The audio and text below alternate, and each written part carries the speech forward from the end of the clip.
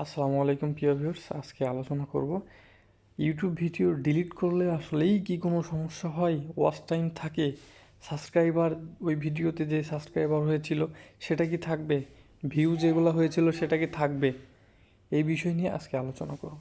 চলুন মূল ভিডিওতে যাওয়া যাক। দেখতে পাচ্ছেন যে একটি ইউটিউব চ্যানেলে ইতিপূর্বে 100টি ভিডিও ডিলিট করা হয়েছে। তো সেইখানে ওই ভিডিওতে যে 700 থেকে 750 ঘন্টা ওয়াচ টাইম ছিল, তো সেইটা হচ্ছে মানে এখন পর্যন্ত আর কি ওই ওয়াচ টাইম আছে এবং অ্যাড হচ্ছে। এইটাই কি আসলে মনিটাইজেশনের সময় কি কোনো সমস্যা হবে বা এই ওয়াচ টাইম কি থেকে যাবে? তো বন্ধুরা, ওয়াচ টাইম কিন্তু থেকেই যাবে। কারণ হচ্ছে আমি একটু নিচে স্ক্রল করে দেখাই, একটু ওয়েট। এখানে হচ্ছে মেইন পয়েন্ট হচ্ছে কি যে আপনার 12 মাস। হ্যাঁ, এখানে আরেকটা কথা উপরে উল্লেখ আছে যে 1000 সাবস্ক্রাইবার এবং গত 12 মাস 4000 পাবলিক ওয়াচ টাইম। এটা হচ্ছে মনিটাইজেশনের সময় লাগে, জাস্ট এতটুকুই লাগে।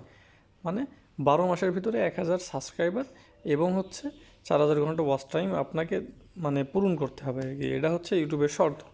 তো এইখানে হচ্ছে একটা কথা বলি যে আগের ভিডিও যেগুলো থেকে 700+ ঘন্টা ওয়াচ টাইম ছিল, আর ওই ওয়াচ টাইম যদি আপনার 12 মাসের ভিতরে থেকে থাকে তাহলে 100% ওই ওয়াচ টাইম থেকে যাবে, অর্থাৎ আপনার চ্যানেল মনিটাইজ হবে, এতে কোনো সমস্যা নাই। আরেকটা কথা বলি, এই যে এখানে হচ্ছে ও যদি 700 ঘন্টা, যেটা 700+ ঘন্টা, ওইটা যদি লাস্ট 365 দিন অর্থাৎ 1 বছরের ভিতরে আপনার থাকে তাহলে আপনার ওইটা মনিটাইজেশন হবে আর কি, সমস্যা নাই। তবে নতুন নতুন ভিডিও তৈরি করে ওই যে 4000 ঘন্টা ওয়াচ টাইম যেটা লক্ষ্য আর কি 12 মাসের ভিতরে অর্জন করে ফেলতে হবে। কিন্তু ভাই পুরনো যেই যদি 2 বছর 1 বছর 1.5 বছর আগে থাকে তাহলে কিন্তু আর কাজ হবে না।